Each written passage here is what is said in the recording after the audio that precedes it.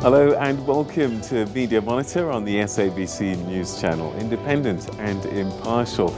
Now this is where we take a look inside the world of media, analysing the trends, the issues and the reporting of some of the week's top stories. I'm Ndoro and this is what's coming up on the programme today. We'll be in conversation with journalism students to find out what they're being taught as students preparing to enter an ever-changing media environment. A new cybercrimes bill was signed into law this past week, bringing South Africa's cybersecurity laws in line with the rest of the world. And be warned, you could get jailed for some of the messages that you may put on, for example, WhatsApp. Find out what that's all about a little bit later on.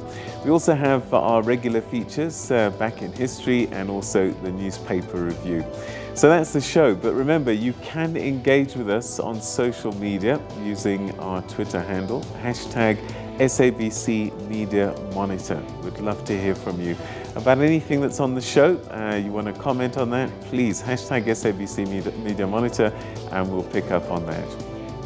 Now, before we get into the highlighted stories on the program, let's first take a look at what's on the front pages of your Sunday newspapers this morning, and this is what they look like. Let's start with the Sunday Times, and the Sunday Times is reporting on how South Africa's ongoing battle to bring the culprits at the center of state capture allegations to book when it went into high gear this week as charges were laid against a top Gupta lieutenant.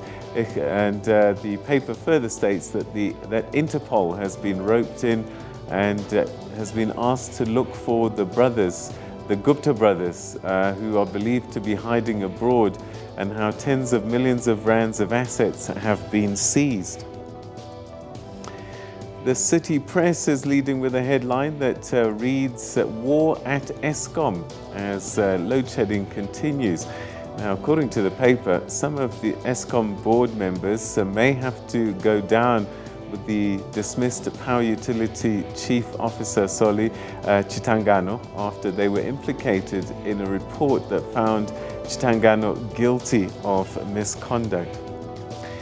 The Sunday Independent's front page reads, "A new twist to the Mkhize saga." Yeah, the paper says the digital corruption scandal involving millions of rands that was paid to Health Minister Zweli Mkhize's close allies has taken an unexpected turn, and with the company's director and owner laying charges of fraud and embezzlement against Tahira Matha and Nadira Mita.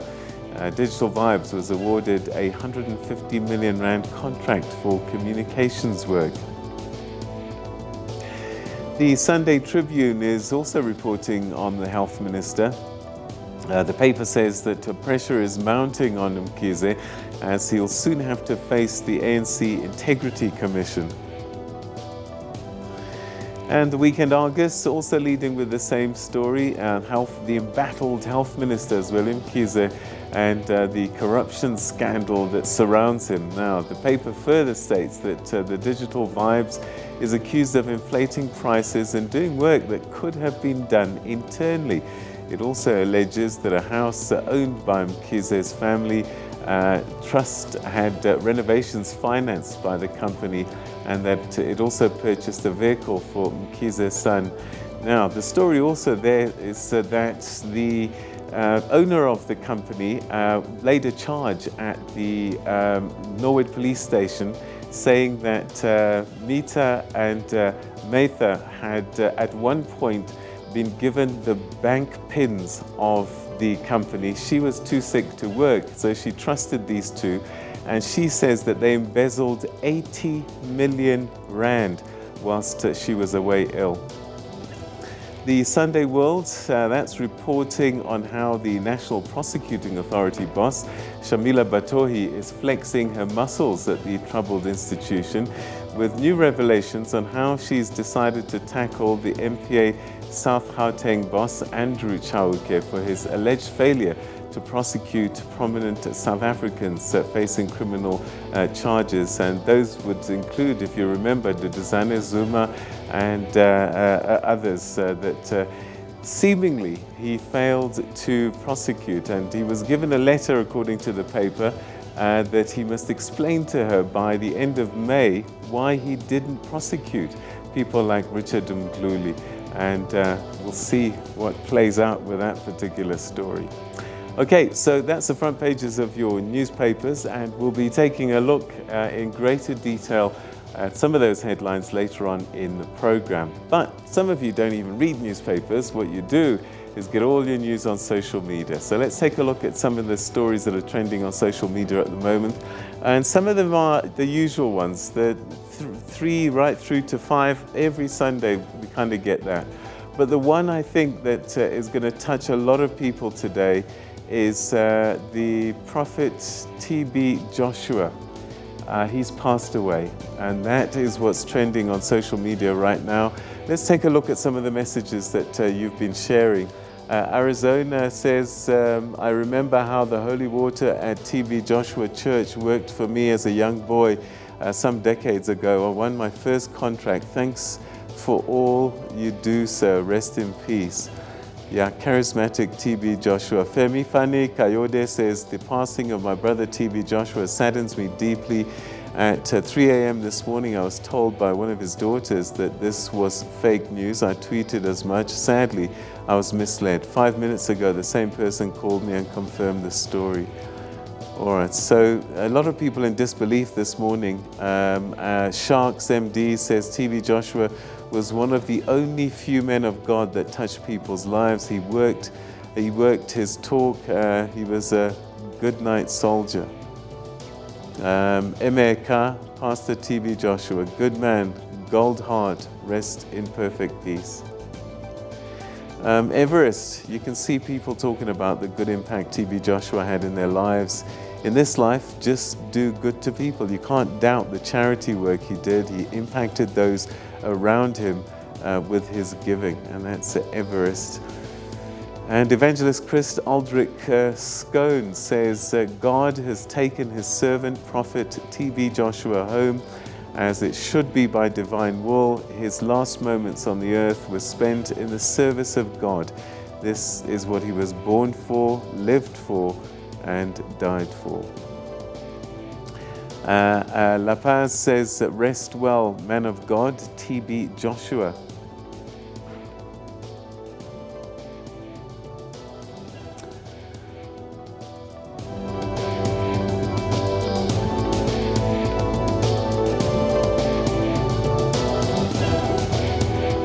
So that's what's trending on social media, and we'll take a closer look, as I said, to some of those issues I'm sure is going to come up, particularly on the agenda later on.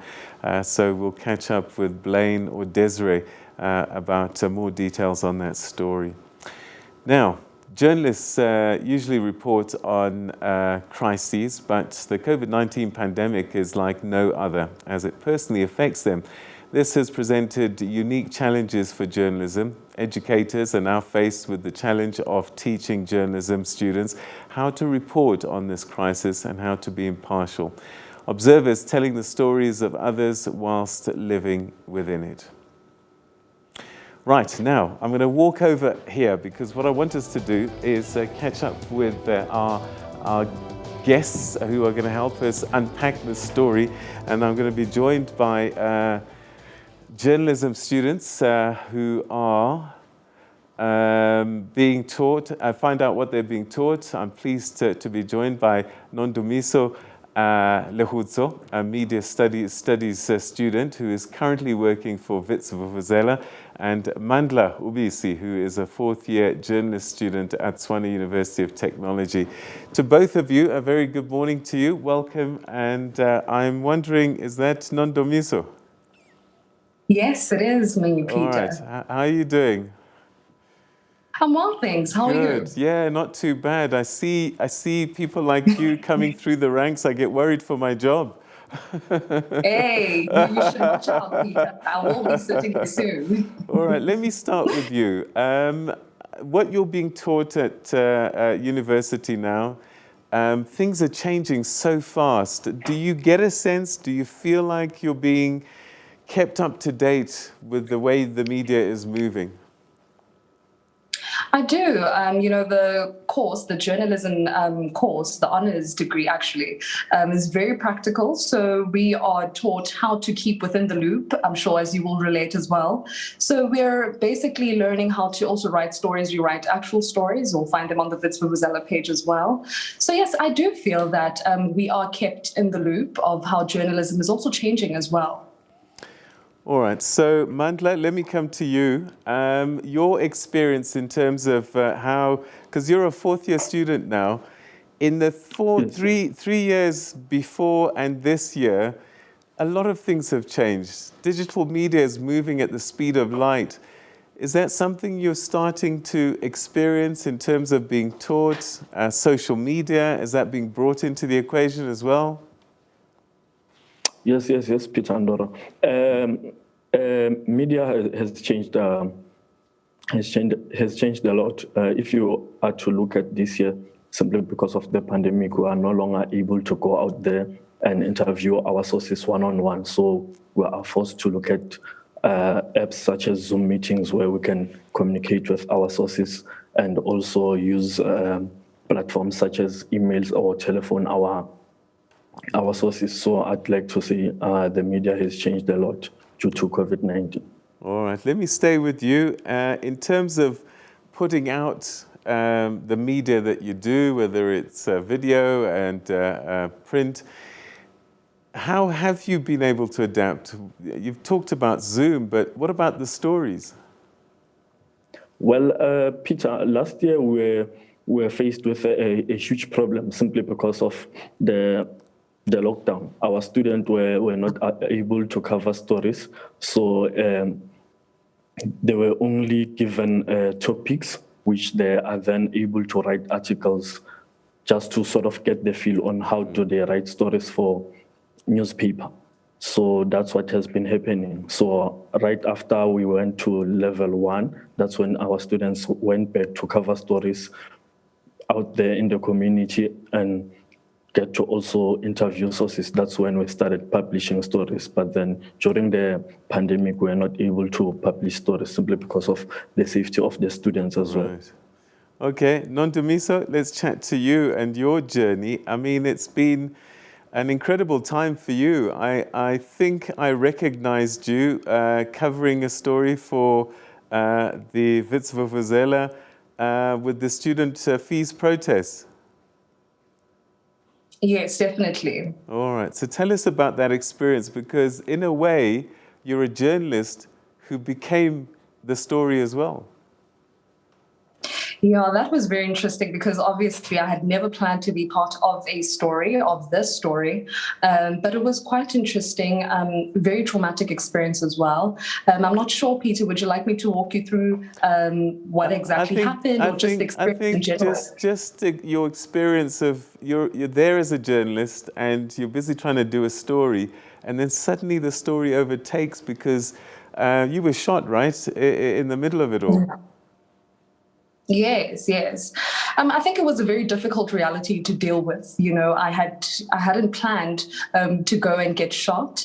So it was quite traumatic as well. And just also having to take time to deal with it mentally as well, which was also a struggle because, you know, as journalists, news never stops for you. You know, life keeps on lifing, you know, moving as well. So it was quite difficult to move through. Yeah, that's basically what I can say about it. It was very unexpected, but also very interesting and giving insights into what students actually experience when it comes to receiving violence from the authorities. Safety, is that something that's taught in journalism school? I know that once you get to these corporations, it's quite an important aspect where they take you through what to do and how to manage when you get into a situation like the one you found yourself in. Is that something that they're teaching at Wits? Yes, it is something that was taught, but unfortunately only after what happened to me. So we did have a workshop covering how to be safe, you know, as journalists while covering protests or any event that might turn out violent. So we've been taught how to look for indicators and so forth, just to make sure that we are safe while doing our job. All right, so this is something that really should have been standard before. Exactly. I agree. All right. Okay. Let's come back to you, Mandla.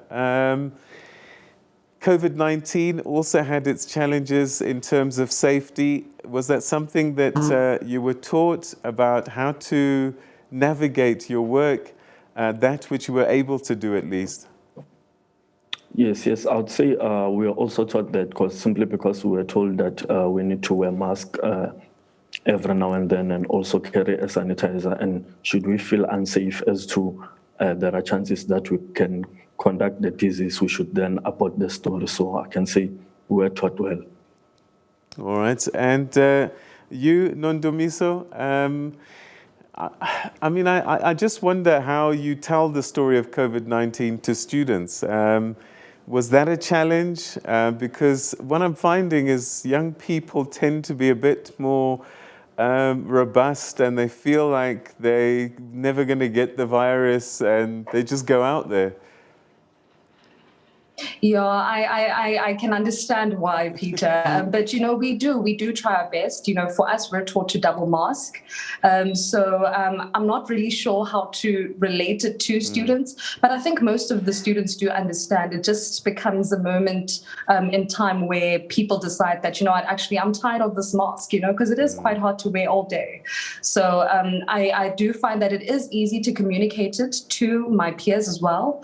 It's just a matter of, just trying to get a break as well from the mask.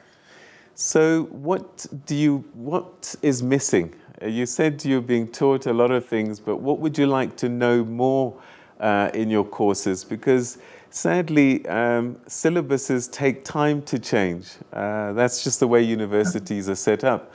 And the media is moving much quicker than universities can catch up sometimes. So what do you think you would like to know more? I was actually speaking to my colleagues about this, how to deal with our own mental health as journalists. It's quite hard to basically take time for yourself. As I said earlier on, that it's hard to take a moment to pause and think about how you're feeling in a situation, because news is forever moving. There's always news to produce, So I think it would be beneficial to incorporate mental health into learning about journalism. And Mandla, what would you like to know more about? I mean, I see drones, for example, becoming almost commonplace in a lot of media. And I just wonder if this is something that has been introduced to you yet. Is that something you'd like to know about? What else might you want to know that you're seeing around you but perhaps hasn't been taught yet? Yes, Peter. We haven't been introduced to any form of new technology except the apps that we have, simply because of financial constraints that the university might have. But then I'd also like to know how to use such gadgets as drones, as you have mentioned, that how do we then incorporate that into covering stories to ensure that our lives are always safe and we do not put ourselves on risk. So my generation, and I'm still with you, Mandla, my generation, we were taught and probably stuck with one media. It was probably print or something like that, and then eventually we got onto TV, and now you've got so many layers because you've got social media as well to deal with. Are you being taught to be multimedia journalists? Yes. In TUT, we are taught to be multimedia journalists simply because when we do our second year, we are given the opportunity to venture into print, radio, TV, and online. So I could say they do give us They train you. The opportunity to be, they train us to be multimedia journalists. So we don't focus on one platform. Nondumiso, what's been your experience working across different media and filing stories in different ways? Definitely the same as well. If anything, the media industry has shown that you need to be versatile. You need to be, multimedia friendly. So we're doing podcasting as well. We're learning podcasting, TV production, which is coming soon, as well as radio. So apart from the print and the writing online, we are learning in various ways how to be multimedia journalists, because it's the way. Technology is the way.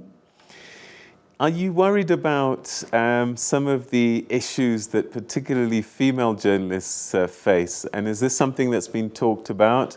Because there is quite a bit of harassment sometimes, particularly on social media. Is that something that you've discussed and have been learning how to deal with? Definitely. We have been learning about that in our journalism studies course, which actually runs concurrently with journalism practice. We've been seeing the trend of how women who are journalists are harassed on social media as well. I'm definitely worried about that. And I do wonder whether it will change and what we as well as women have to do in order to assert ourselves, and protect ourselves in that way as well. But also, women are always targets as well. So It's unfortunate that we have to deal with that reality. All right. Mandla, I want to talk to you about what you see as the future of journalism based on, A, what you're studying and also what you're seeing, particularly as young people. This is a question for both of you.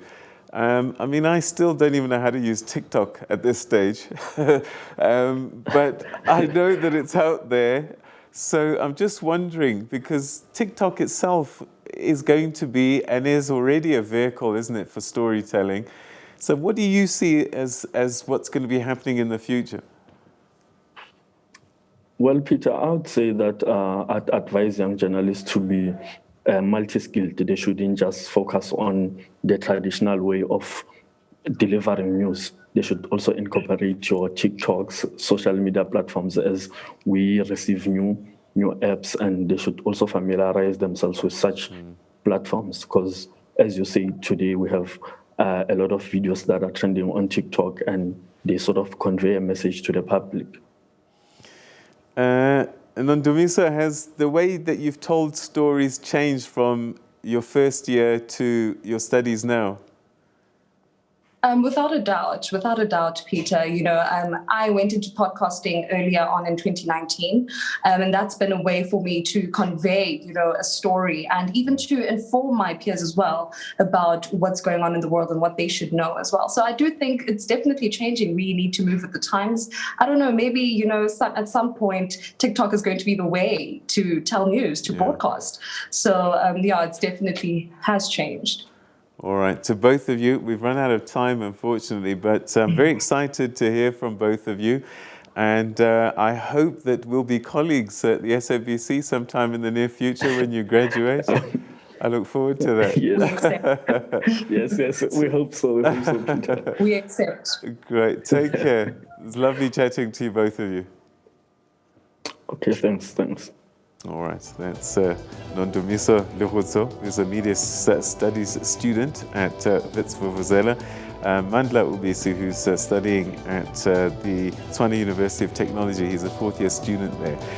Budding journalists, future journalists, and look forward to seeing them in the future and what they do. We're going to take a quick break, and when we come back, we'll be taking a look at a story which you should pay attention to, because you may find yourself in jail with some of your WhatsApp messages. Be careful.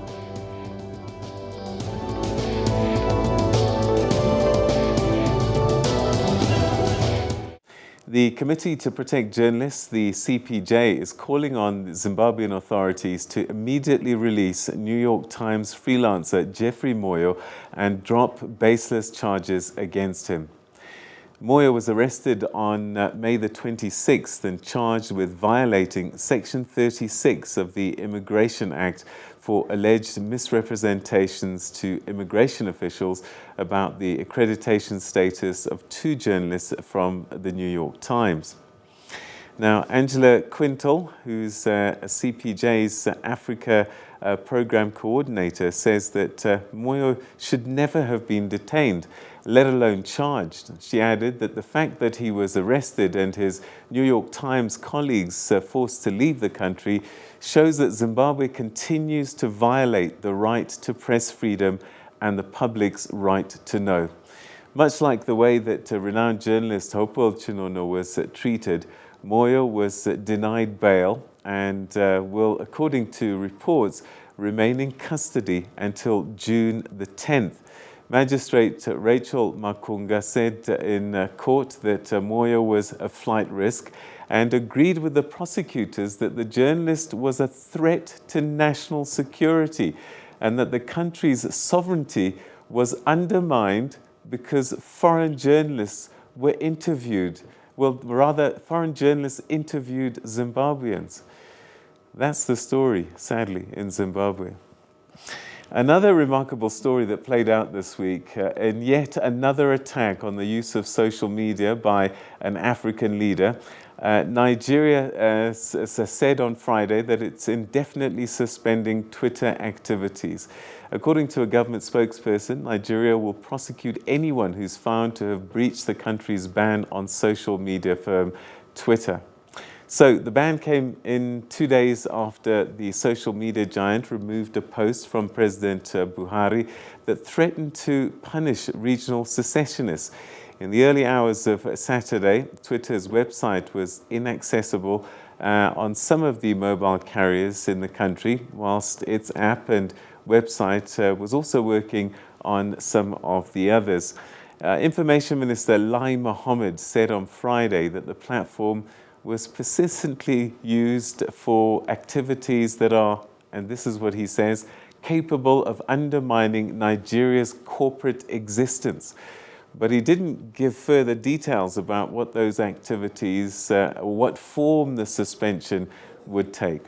Twitter, in the meantime, has said that it was investigating what it called deeply concerning suspension of operations by the Nigerian government. On Wednesday, the social media giant said that the president's post, which threatened to punish groups blamed for attacks on government buildings, had violated Twitter's abusive behavior policy. Okay, so that's what's happening on the continent. But now it's time for us to go into our news archive and find out some of the news that's of years gone by. And this past Wednesday, the 2nd of June, marked the 10th anniversary of the death of struggle stalwart Albertina Sisulu. Sisulu was the first woman to be arrested under the General Laws Amendment Act of 1963. And this is how the SABC covered the story. Welcome to the news at 7. ANC struggle stalwart Albertina Sisulu will be given an official funeral. She died last night at her home in Linden, Johannesburg at the age of 92. Her death comes just 5 days before the 8th anniversary of the death of her husband, Walter Sisulu. A steady stream of the country's leading politicians continues to arrive at the Sisulu house to pay their respects, where a special prayer service was held earlier tonight. We meet on a sad day. This morning, President Jacob Zuma paid tribute to the ANC stalwart when he addressed traditional leaders at Parliament. He said she was one of the foremost mothers of the nation. He acknowledged Mama Sisulu for her selfless contribution to the struggle for freedom. Later in the day, the president flew to Johannesburg to be with the Sisulu family. He spoke to the SABC before personally expressing his condolences. All thought she was in good health all the time. The passing away of our mother has been very sudden. It has therefore given us a big shock. But I believe the nation must be strong. We must always remember her contribution, her example. And I think if we took that example, she could indeed rest in peace and be a kind of reminder to all of us what we need to be, because she has been an exemplary mother. Former President Thabo Mbeki also arrived at the Linden home today. This is obviously a very sad day for all of us. because Mama Albertina was not only a leader of our women in this country, a leader of all our people, but to many of us she was a mother. She brought us up, taught us many of the things that we got to know about the struggle, many of the things that we got to know about how we should conduct ourselves. And in a sense, when she goes, all of us would feel that sense of loss. And I really hope that all of us, as we pay tribute to her, we would remember what she taught us. Former President Nelson Mandela, who returned to Johannesburg from Qunu yesterday, was told of Mama Sisulu's passing early this morning. Members of the Sisulu family personally visited his heart and home to share in the ailing president's grief. His daughter spoke of Mandela's relationship with Walter Sisulu. You know that my uncle Walter was very close to him. He was like a big brother. He was like an advisor, a mentor, everything. And I think this has hit him very, very badly. The Sisulu family are prominent figures in South Africa's political landscape. Daughter Lindiwe is Defence Minister and son Max is a Member of Parliament. Their sister Bridget Sisulu is the country's ambassador.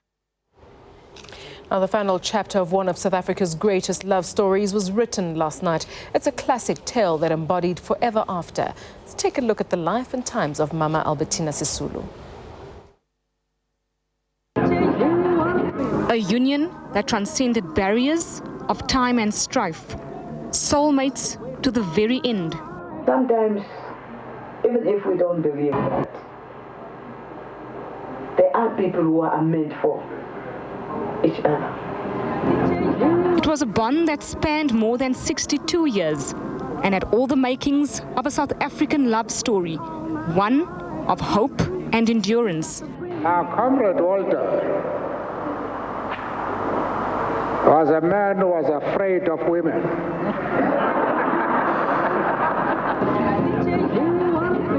In 1964, her husband was jailed for life for sabotage in the Rivonia trial.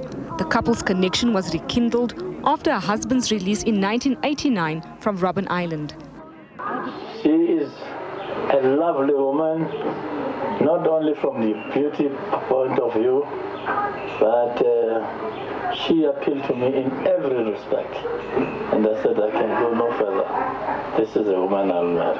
I would like to decline the first position in favor of Mrs. Alongside her husband, she took up the cause fighting for the country's freedom. It became the principle she fought and lived for. She said, yes, Ellen, those years I didn't understand. But today, I'm exactly where you are. Nothing can stop me from what I must do within the movement of the women and within the movement of the ANC. One of the highlights of her contribution to the struggle, the role she played in the 1956 march to the Union buildings. Mama Sisulu, along with over 1,000 other women, were arrested for protesting against apartheid pass laws. In 1994, she was elected to the first Democratic Parliament. I nominate Nelson Rolihlahla Mandela. And it was Mama Sisulu who nominated Nelson Mandela for the position of South Africa's first black president. During this time, she was also elected as the president of the World Peace Council. Post-1994, she rededicated her life towards the welfare of children. Mama Sisulu received several awards during her lifetime. I'm very happy that you kept the date of my birthday. Thank you very much. On her 92nd birthday, she celebrated the 400th surgery funded by the Walter Sisulu Cardiac Foundation. The center focuses on the delivery of life-saving operations for underprivileged children with heart conditions. Mama Sisulu is survived by 5 children, 26 grandchildren and 3 great-grandchildren. Gillian Pillay, SABC News.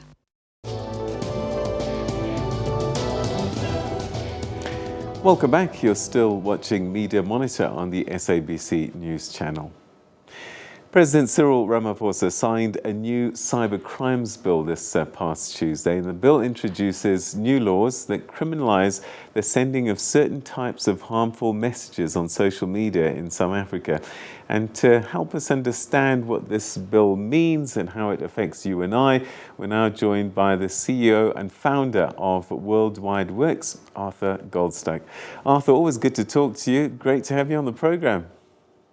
Good morning, Peter. Thank you. All right. So in a nutshell, what does this bill outline and how do I end up in jail based on some of the things I put on social media? The idea of the bill is to formalize the definitions of cybercrime and to spell out what makes up cybercrime. And many of these acts are already criminal in one way or another, but they haven't really been formalized or encapsulated. And what that means is that the application can be arbitrary. And we don't want a situation where the rule of law is replaced by arbitrary decisions, like we've seen in what you reported a short while ago about what's happened in Nigeria and in Zimbabwe, where someone's arbitrary decision about what is unlawful overrides actual rule of law. And the Cybercrimes Act encapsulates, summarizes, and encodes, in effect, what you can and can't do, what is an offense in cybercrime. And in terms of how that affects the individual, there are three categories of behavior that become criminal. And any individual who is law-abiding and is decent in terms of how they behave and how they treat others has absolutely nothing to fear. But when you start inciting violence or inciting damage, then you're going to fall foul of this law. So the three categories that affect the individual are inciting damage to property, and that includes violence against a person or a group of people. And then threatening a group of people with violence is a very specific category. So threatening any group based on race, gender, sex, pregnancy, marital status, ethnic or social origin, color, age, disability, belief, or birth and nationality, any of those becomes a criminal offense in terms of the definition of the Cybercrime Act, aside from any other law that might cover these issues. So we have situations often where white people threaten black people in general or vice versa. We've recently had a situation where we've had Muslims threatening Jews with violence, and we've had people threatening Jewish people even with death because of what's happening in the Middle East. And that is now completely unlawful. And then the third category is disclosure of intimate images, and that's sharing a message containing an intimate image of any other person without their consent. So if you're in a relationship with someone and you're sending each other pictures, that's between you and that person. But the moment it's without consent and the moment it is sent to other people, you're committing a crime. Now, that was a crime before, but it didn't fall under a formalized definition of cybercrimes. Right. And that is really what this covers.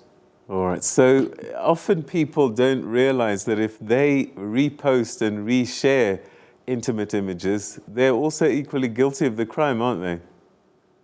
Exactly. There have been quite a few cases. There was a case of a member of parliament whose video was being shared, and the initial sharing was regarded as the only crime, but in fact everyone who was reposting it and resharing it was also guilty of a crime in that case. So it's not just what you yourself create and send, it's also what you choose to share.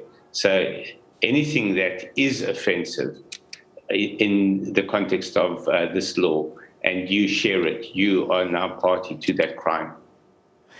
All right. Now, the companies, the communication service providers are not off the hook now. They also have to be watching what's happening on their platforms and are now obligated to report cybercrimes. Correct. They're not obliged to report what they don't know, obviously. They're not required to be the police as such, but when it comes to their attention that any of these crimes are being committed. And bear in mind, it's not only about what I outlined a moment ago in terms of personal topics, it's also around any breach of cyber systems, of computer systems, anything that was previously defined as hacking or criminal with regard to data access now falls under this crime. So when a service provider becomes aware that this has happened on their platform, they are then obliged to report it. And you have, I think it's 72 hours to report. And if you don't report it, then you are subject to a potential fine. And that fine is up to 50,000 Rand. What's interesting about the Act, though, is that it doesn't specify penalties in terms of fines or imprisonment if you breach the Act or if you're in violation of the Act and you commit a cyber crime. But if you don't report it, it specifies that specific fine, which is quite strange that it should hone in on that element. And the other element that it also requires of companies is that they cooperate with the authorities in the investigation of any cybercrime. They're obliged to hand over any information that may relate to that crime. And this is where personal privacy might come under threat, because it's possible that they might demand the log files, for example, of all communications involving individuals where a cybercrime has been committed. And that could bring individuals who aren't party to that crime into the net as well, in terms of their personal data being accessed through the log files of the internet service providers. All right, so I suppose that all of this is just bringing us into line with the rest of the world, isn't it? That's absolutely true. In fact, we now join a select number of countries that have got a formal Cyber Crimes Act and a law against cyber crimes. What it in fact does is it also amends a range of other acts, like the Criminal Procedures Act, the Film and Publications Act, the RICA and FICA Acts, and the ECT Act, which goes back to 2002 and which is creaking at the seams a little bit in terms of its requirements for data protection and the like. So it doesn't just bring us in line with the rest of the world, but it also modernizes our body of laws in terms of cyber crimes. Arthur, it's been great talking to you. Thanks so much indeed for giving us some clarity on this new bill. And I guess everybody must just be careful now. Do not retweet, repost, and just send things through that might be titillating in particular, but certainly not provoking as well. Thanks so much, Arthur. Thank you, Peter. All right, that's Arthur Goldstack giving us the heads up on this issue, this cyber crimes bill. So be careful. And remember, every time you retweet, every time you pass on a message via WhatsApp, you are part of the original sin. So I might send a message to one of my producers, Levan, and the moment that Levan sends it off to another producer, Vuvuzela, all two of them are now part of the crime. So don't just spread stuff, because you are equally now liable for that. So as soon as people start sending you messages, especially intimate pictures and things like that, delete, delete, delete, and warn the other person not to be spreading these things, because it is now an official crime. It was always, but now we have laws that are quite clear about that. And so you need to be careful and don't provoke. You know, I think a lot of politicians often say things in the heat of the moment at rallies and things like that. Again, if people see and believe that that is an instruction to do something, damage property, whatever it is, that will be a crime as well. And yeah, we'll see what those sanctions will be for those. But before we start wrapping things up, we've got a chance to look at those local newspapers, and to discuss those papers today, we're now joined by Siyavuya Mzansi, who's the editor of the Cape Times. Siya, thanks very much indeed for joining us. Welcome to the program. Hello. Hi, good morning, Peter, and to your viewers at home. Nice to be on the show. Great, man. So which papers grabbed your attention this morning? Thank you very much, Peter. I'll start with the City Press, and I think they're reporting on a very pertinent issue on Eskom being at war while the country is facing load shedding. It's interesting that now the report, which basically recommended the dismissal of one of its executive, Solichi Tangano, has also fingered a number of board members to have acted improperly on awarding some of the contested contracts that saw an investigation being conducted and subsequently led to Chitangano's dismissal. Now, I think the question that a lot of people will be asking is how soon can the Public Enterprises Minister, Pravin Gordhan, act on this? Because Eskom was very quick in acting against the recommendation for the removal of Chitangano. Now, I think it's fair to say that the ball is on the minister's court now to update the South African public on these board members that have been implicated and the steps that they are set to take against them. So the case is there already. We're just waiting for the minister to hear what stance is he going to take. And quite interestingly is that Eskom has been very active behind the scenes. We saw the suspension of the Koeberg power station manager. I think it was on Friday. Being suspended. So some said there's been a huge cleanup that's been happening. So we wait to see now from the minister with regards to the board members that have been implicated in the Chitangano report. And another story that really caught my attention, Peter, is the lead in the Sunday Times on the NPA seemingly closing in the net on the Guptas and its associates. Following the arrest and the subsequent appearance in court of one of their associates, Iqbal Sharma. I think he was arrested on Thursday. Yeah, I mean, it does seem that the MPA is now moving. Sometime last week, but in that Mahashule's name. Yes. The NPA is seemingly moving in and closing down the net on the Guptas. That's what on the Guptas and its associate. That's what the Sunday Times is reporting. And following the arrest of one of its associate, of the Gupta brothers' associate, and the freezing of their assets, including one in Cape Town. So it's interesting. It's interesting what's going to happen now, because the Star had also reported on Mahashule being one of the people that apparently were to be arrested with regards to that case. So, and it involves the Estina dairy farm saga that seems not to go away for Mahashule. So it's going to be interesting to see what's going to happen in court tomorrow when Iqbal Sharma appears and the three other co-accused. And if I can move to the Sunday Independent. You know what? We've actually run out of time, unfortunately. But thanks so much indeed, Sia. It was great having you on the program. We should do this again soon. I look forward to that. No, thank you very much, Peter. It's been an absolute pleasure. Great. Thanks, brother. All right, so that's your Sunday newspapers, and that's your program for today. Thanks very much indeed for joining us, and see you again next week at the same time. In the meantime, please be careful out there. It is a problem, COVID-19, so do all the protocols, including wearing a mask. Take care.